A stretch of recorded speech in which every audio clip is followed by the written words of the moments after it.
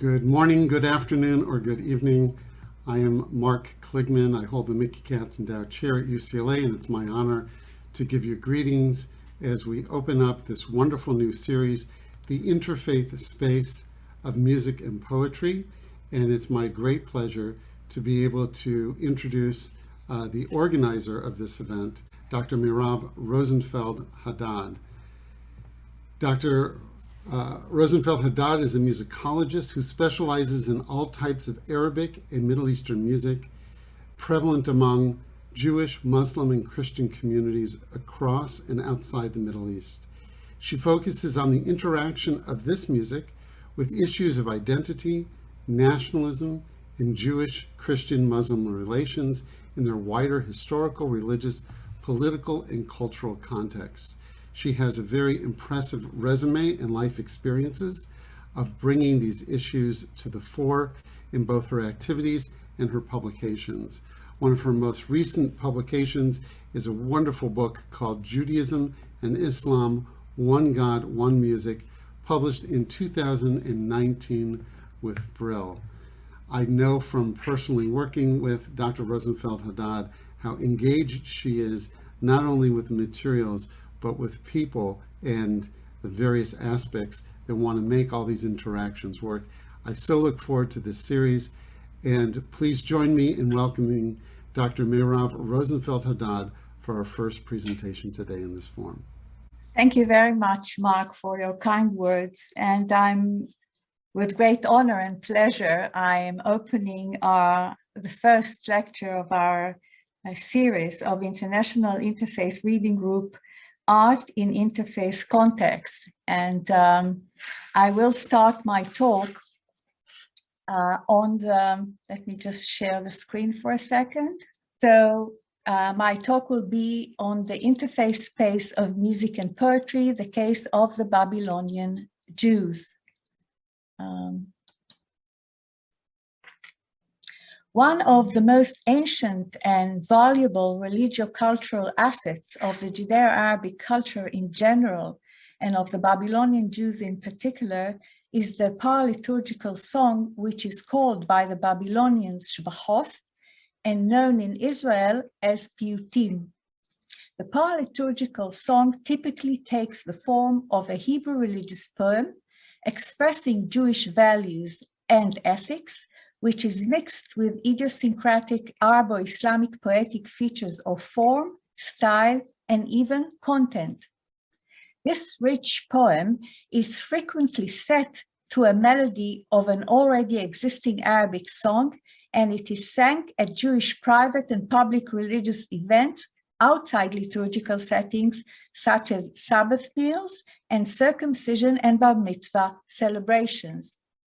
The text of these songs are documented in many collections that had been published over the course of many centuries by Jewish communities in Arab Muslim countries, including the Babylonian community. The melodies, on the other hand, were always orally transmitted, tend to change from time to time, and were never documented in any kind of notation. Another interesting fact is that the practice of this ancient genre is not regulated by any halachic law, that is, Jewish religious law. After 1948, when most Jews left Arab lands, the paraliturgical tradition continued to be central in their religio-cultural life, whether in Israel or in any other Western country to which they immigrated. New songs were created and performed mostly in Israel by Arab Jewish artists and their Israeli-born offspring. Following drastic political and socio-cultural developments in the early 1980s in Israel, this genre became a symbol of the renewed identity of Israeli Jews originating in Arab Muslim countries. Recently, the Paraliturgical Song has gained a wider recognition, and its revival has extended to other sectors of Israeli society. Religious and non-religious artists began performing the old songs, creating new ones, and capturing young middle-class audiences originating in all parts of the Jewish diaspora, East and West. Both the artists and their audiences see these songs as a significant component in their spiritual journey into their Jewish tradition and identity. These songs are performed now not only on religious occasions, but also at typical gatherings, at special gatherings intended for the singing of these songs. In my talk today, I hope to show how, for many centuries in the Arabo-Islamic diaspora, the music and the text of the Paraliturgical Song created an interfaith space of coexistence between Judaism and Islam that, to some extent, still exists today. I will demonstrate how this coexistence is reflected in the poet's work across the long centuries within the Arabo-Islamic civilization and in the worshippers' celebrations at present. In addition, I will try to give you some idea about the extent to which this unique space of coexistence mirror the close cultural relationship that Middle Eastern Judaism in general and the Babylonian Jews in particular had and still have with the Arabo-Islamic culture. So when did this genre started? In my book, Judaism and Islam, One God, One Music, I explored the wide historical, religious, and cultural context of the genre and its people. My investigation was based mainly on the largest collections of the Paraliturgical Song edited and published by the Babylonian Jews. The first is the 1906 collection, which was edited and published by Ezra Dangur in Baghdad. And the second is the 1954 collection, which was edited and published by Saleh ben Yaakov Mansour in Jerusalem. By discovering the names of the poets whose work appear anonymously in this collection, I found that they cover 1,000 years of Hebrew religious poetry dating from the 10th century. They include poems that were written by the most prominent poets of the genre, who produced their work within the Arabo-Islamic civilization and under its influence. Altogether, these collections record 4 formative periods in the history of the texts of the genre. So we start with Abbasid Baghdad of the 10th century, Muslim Spain between the 11th and the 15th centuries, various places across the Ottoman Empire, including North Africa, between the 16th and the 18th centuries, and Baghdad again between the 18th and the 20th centuries. The first period is documented in Abbasid Baghdad of the 10th century through the work of Dunash ben Labrat. In 762, during the reign of the Khalifa al-Mansur, Baghdad became the capital of the Abbasid dynasty. The small community of Jews who had lived there from the 3rd century gradually expanded and became the largest Jewish urban community in the area known today as Iraq. By the 10th century, Jews were using Arabic for nearly all forms of writing, both secular and religious, excluding religious poetry. And Baghdad, the Islamic capital of the Abbasid dynasty, also became the spiritual capital of the Jewish people. It was the place where Rashei HaGolah, the heads of the diaspora, lived. They were the highest authority on Jewish law, who led and guided most Jewish communities, both in the Middle East and in Europe. The rich and vibrant Bardad attracts Dunash ben Lebrat, a poet, a linguist, and a musician who was a native of Fez. Dunash arrives in Bardad to study at the feet of Saadia Gaon, who was the first spiritual and literary leader in Jewish history to open the doors of Jewish writing and thinking in general, and of poetry in particular, to Arabo-Islamic culture. Dunash absorbs much of Gaon's literary doctrine and ultimately creates his own unique poetic style.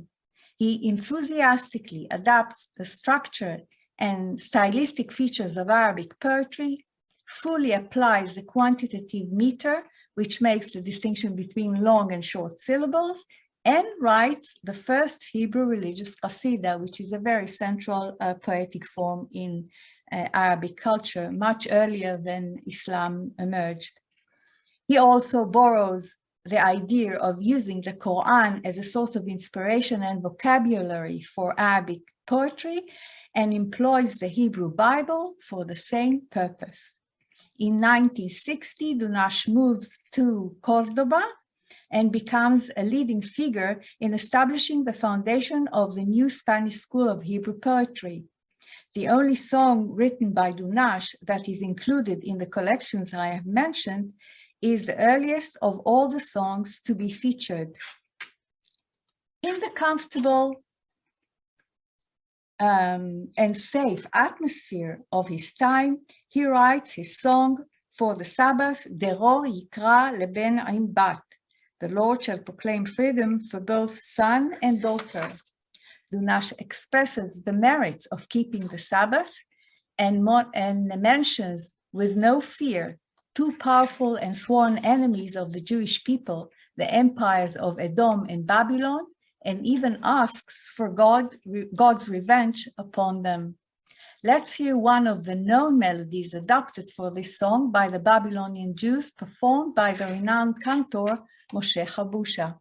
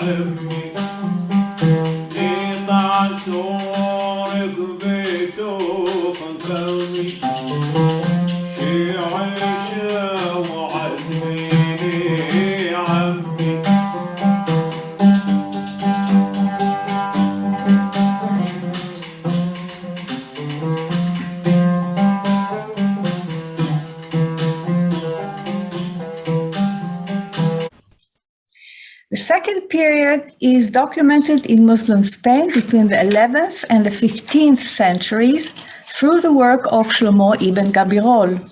The period during the 11th and the 12th centuries is regarded as the best Jews ever experienced under Islamic governance, as they enjoy a high degree of religious and civil autonomy.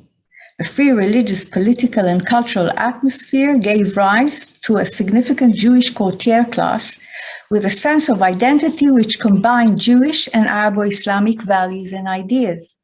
Social and intellectual collaboration were common and normal between Jews, Muslims, and Christians.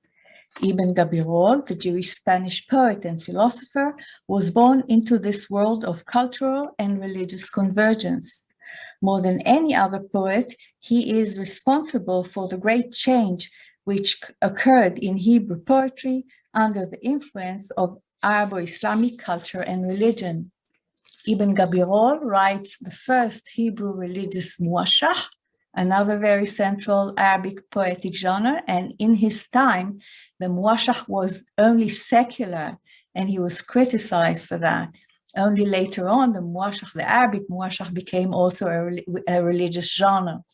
And he also writes the first Hebrew qit'ah, which is typical to the Sufi writing. And indeed, he employs concepts and ideas strongly inspired by Islamic mysticism, mainly Sufism, and the idea of zuhd, that is, the rejection of material comfort in order to pursue personal contemplation and meditation, all to get closer to God, of course. Eventually, Ibn Gabirol adapts the Sufi concept as a way of life. It seems that he lived in the same cultural and intellectual atmosphere as his predecessor, Dunash. For example, in his poem, which is a qit'ah, as you can see, it's a 5-line poem, Shefal Ruaḥ, with lowly spirit. He describes a refined and sophisticated worshipper who presents before his God his concerns and dilemmas. This song portrays a Jewish religious piety combined with Islamic ideas, and thus represents a worshipper who could be, for that matter, Jewish or Muslim. Let's hear Ḥabushah's rendition for this song.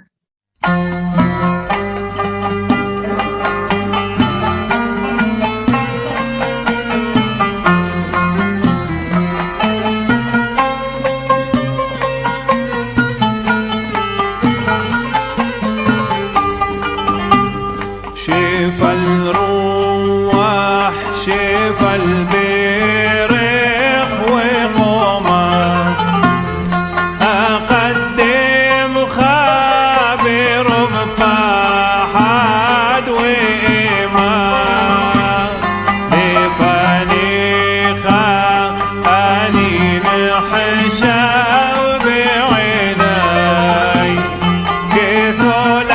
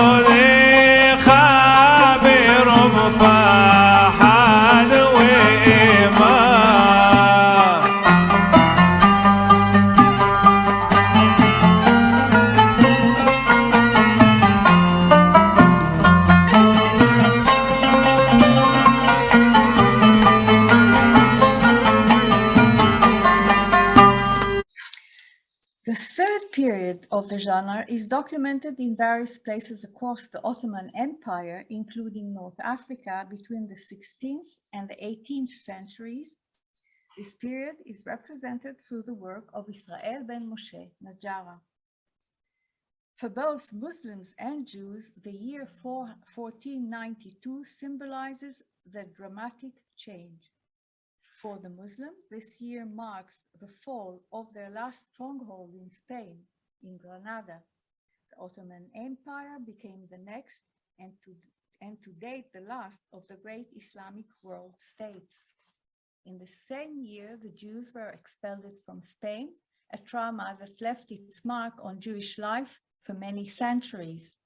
A number of places within the Ottoman Empire became the home of large and important Jewish communities, shaped by both the already existing Jewish population and the new exiles from Spain. The spiritual crisis of the post-exile experience led to a remarkable engagement in Jewish mysticism, Kabbalah, which was accompanied by rituals of singing. In this new environment, the work of the rabbi, poet, and musician Israel ben Moshe Najara emerged. His new and unique poetic style reflects the influence of both the Turkish and Arabic cultures, as well as the strong bond with his predecessors, the poets of Muslim Spain. Najara is regarded as the most popular poet of the Paraliturgical Song, and indeed, a large number of his poems appear in all the collections I mentioned.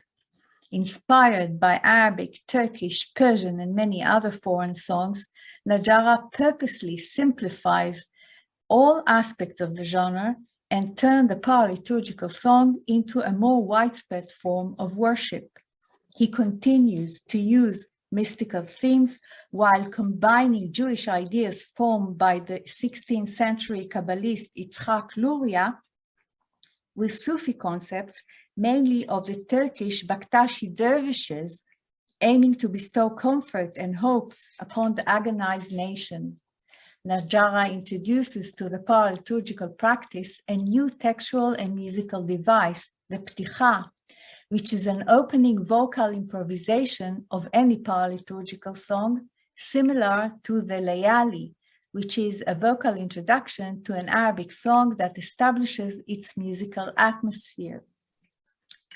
Najara's poem, Yihyu Kemots, They Shall Become as Chaff Before the Wind, was inspired by the Turkish song, It Is the Ruby of Your Lips that I'm asking about.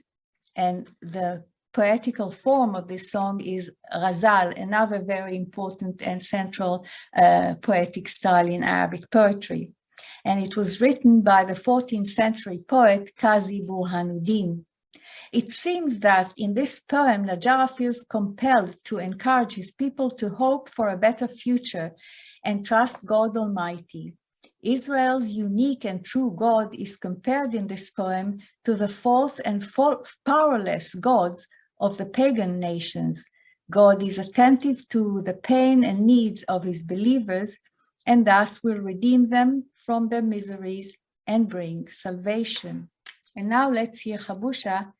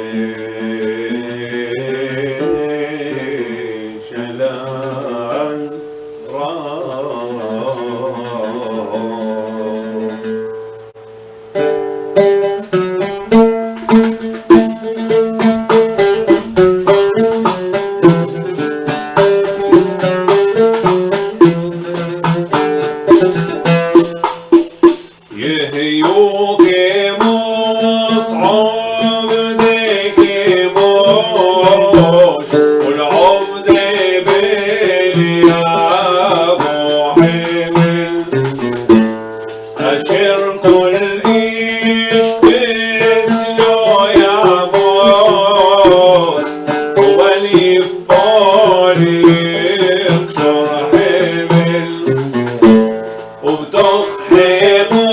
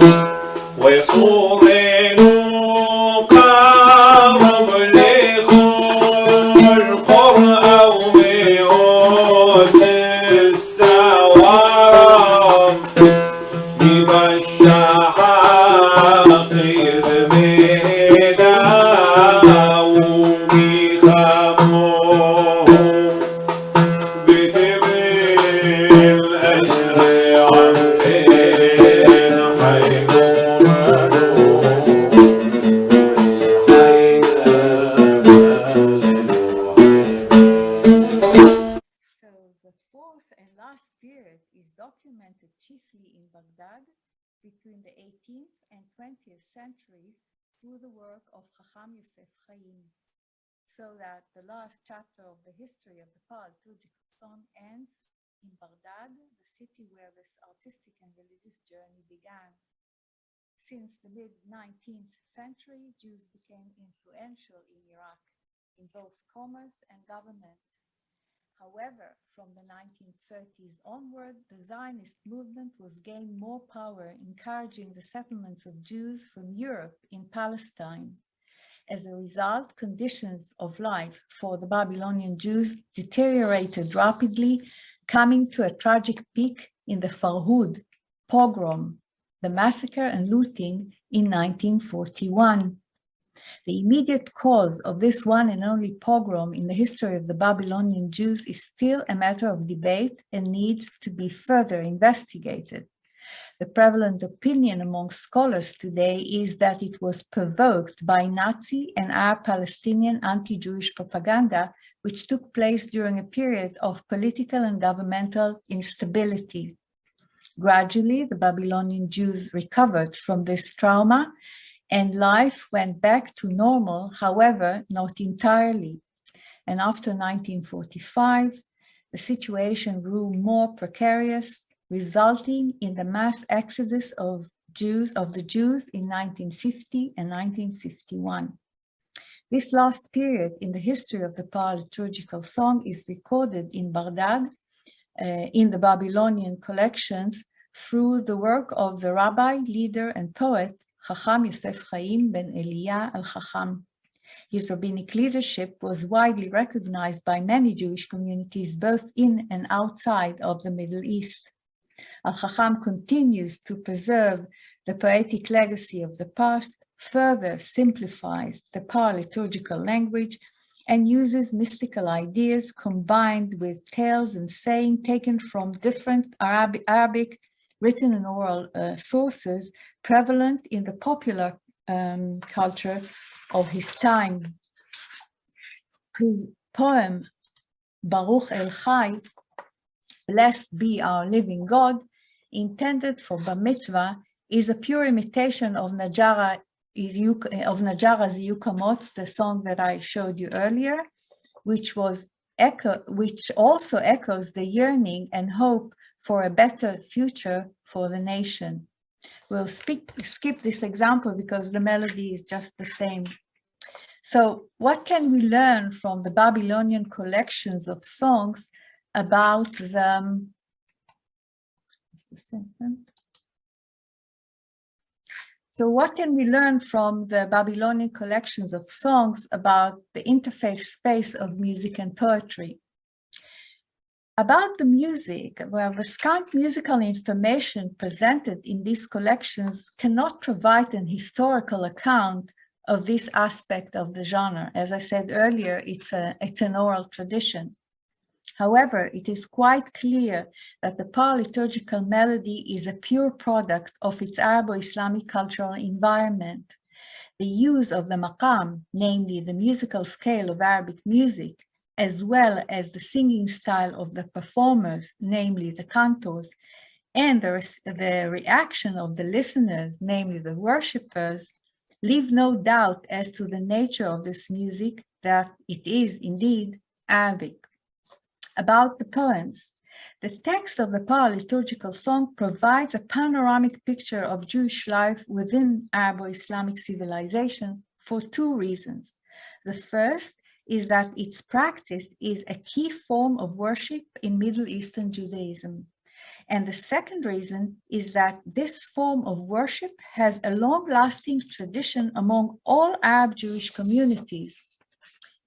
Most surprisingly, and as I mentioned earlier, this very ancient and central practice is neither regulated nor standardized by any halachic law.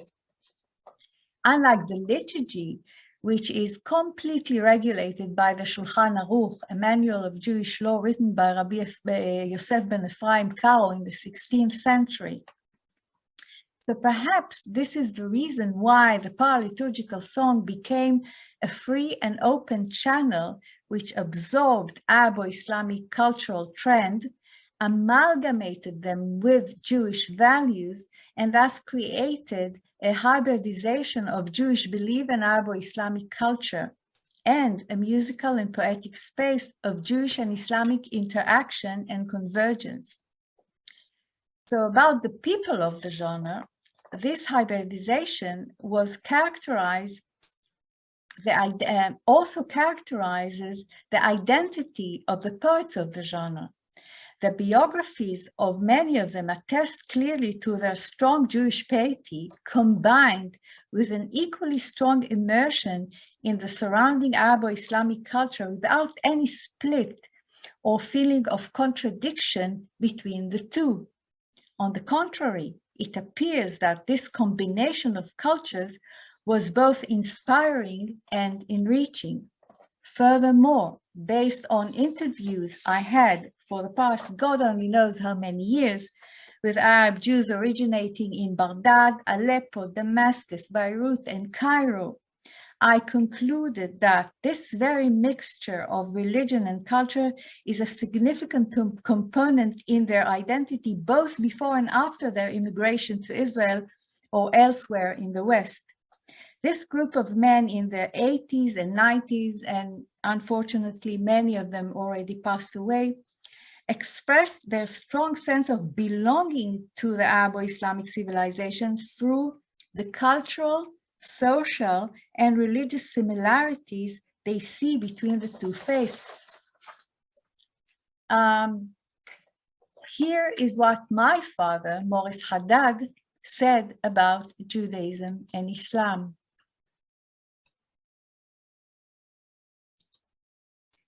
Judaism and Islam are Siamese twins.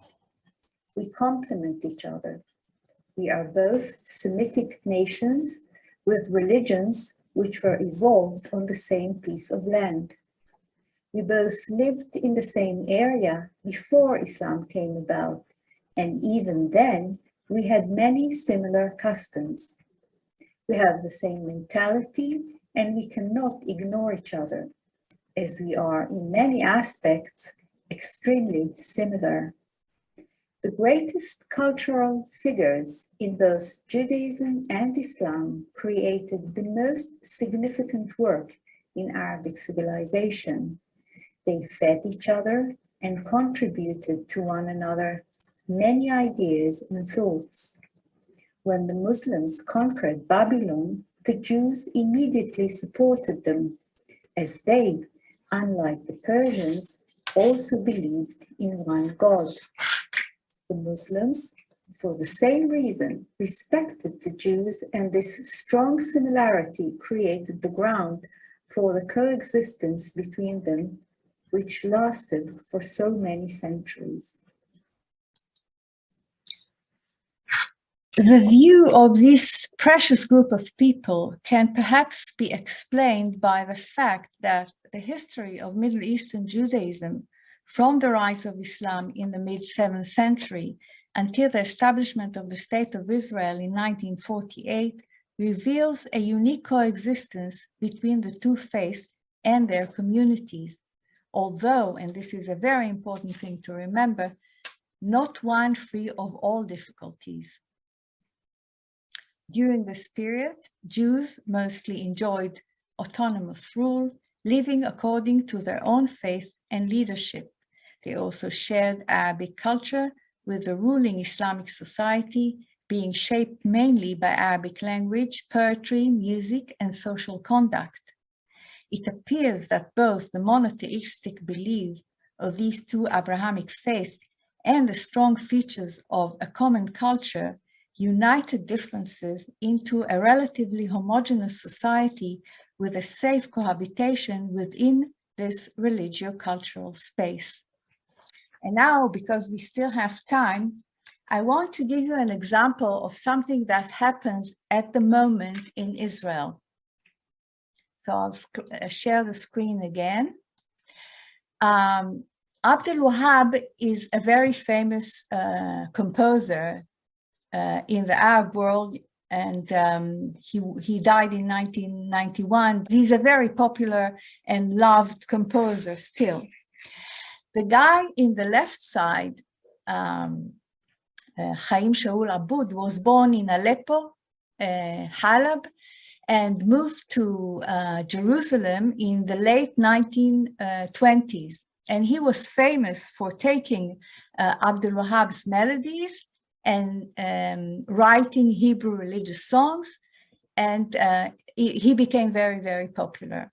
So what we can see is that Chaim Shaul Abud takes a song by Abdul Wahab, Imta Zaman Yismah Ya Gamil, a love song. Here's the text. So it's like Imta Zaman Yismah Ya Gamil wa Ashar Ma'ak ala Shat al-Nil. And the words in English is, when will the time permit me, my beautiful lady, to spend the night with you on the bank of the river Nile. And this very sensual love song turned to be a Hebrew religious song that starts with Eli Ba Zeman nismach v'nagil b'shuv amach ir eitanim. Oh Lord, the time has come to rejoice and delight in your nation's return to its safe land.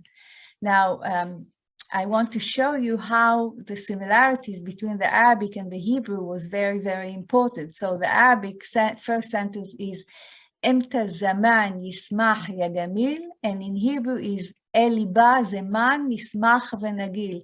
This is a typical technique of all the poets in Hebrew religious poetry who try to imitate the syllables and the sound of the text and the rhyming scheme and everything just to make it possible to sing the same melody.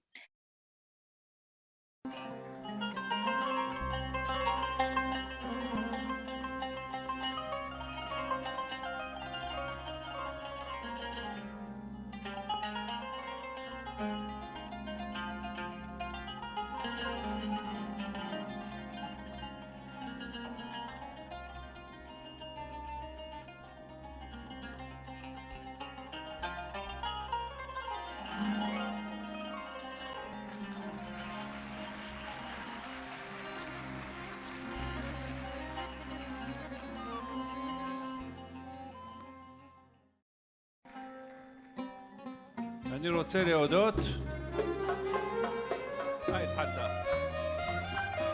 טוב.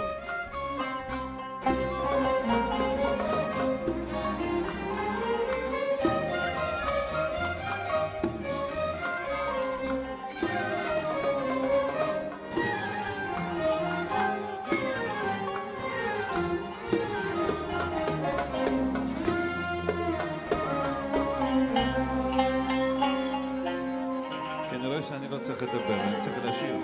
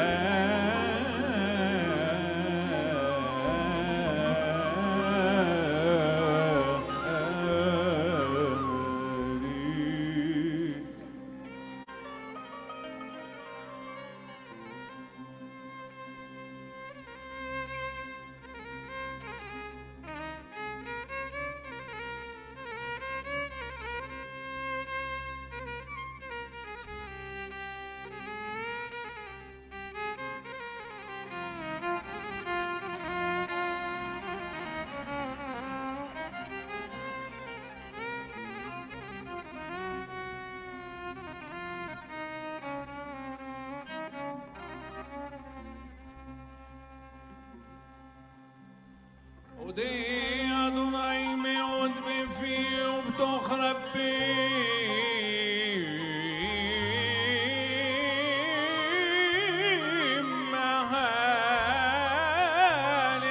מהללנו הלל השם אלוהים בשיר בגדלים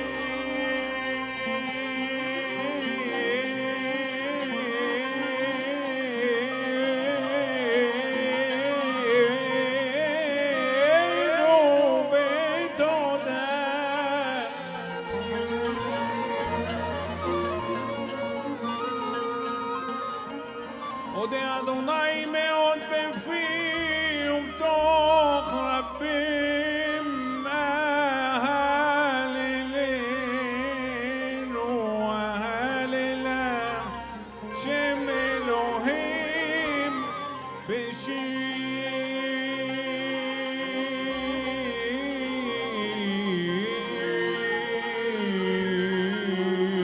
בגן תדים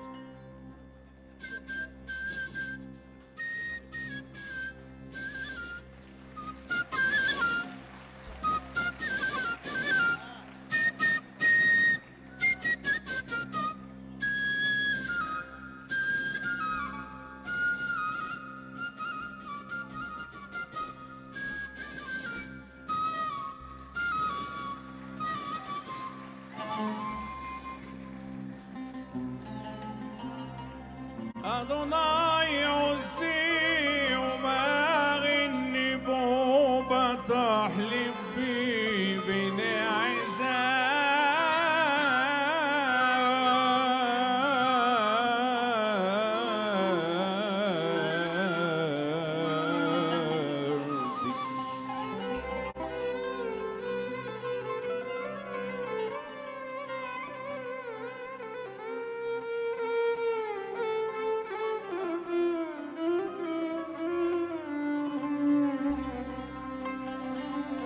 ויעלוז ליבי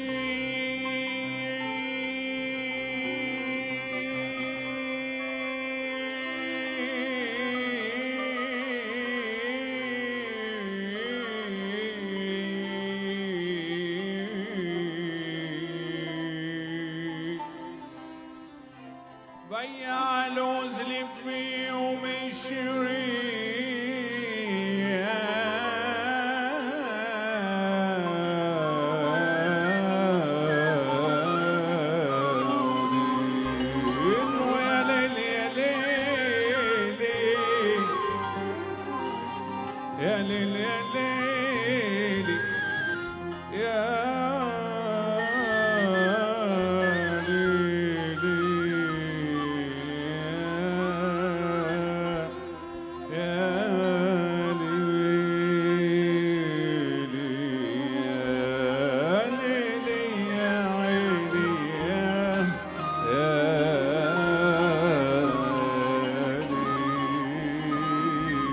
Eli Ba Zeman נשמח ונגיד.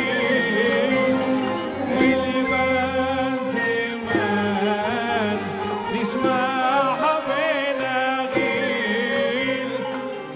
בשוב עמך נרד אני. Eli Ba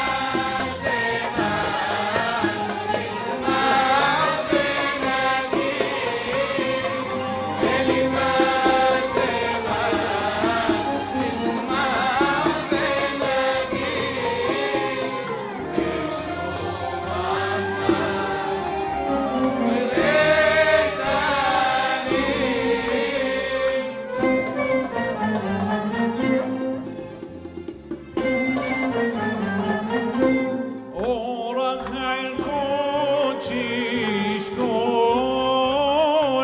בני וישע ברצון.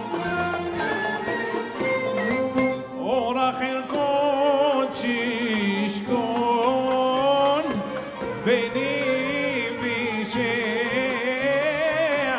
ברצון. ואומר אלני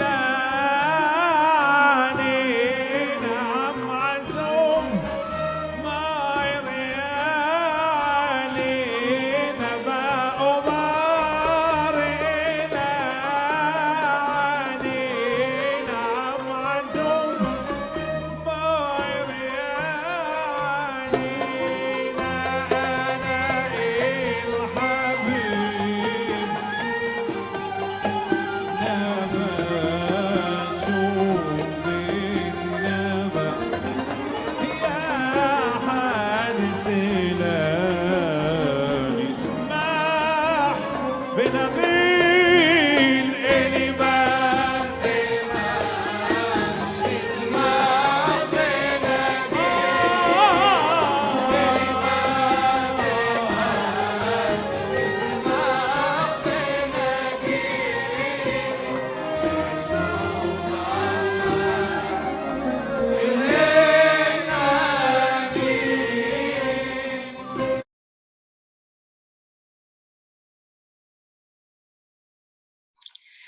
Well, I hope that this beautiful and ancient religious genre, including its history, artists, and the worshippers in the past as well as at present, will inspire those who have lost their faith in a better future for Jewish-Muslim relations in general and for the people of the Middle East in particular.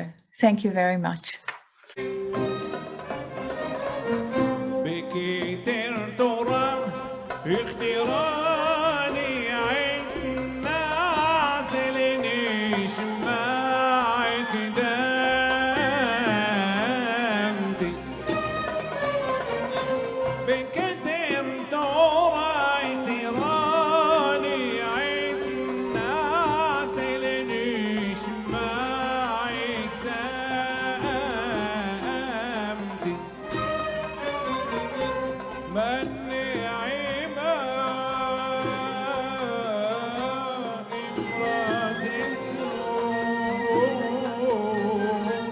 أن امتنى بعد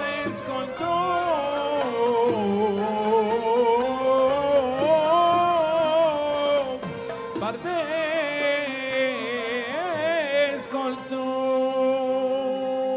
اسكنتم أنا الحبيب شوف بالنبى شوف بالنبى يا حد سيلان اسمح بنغير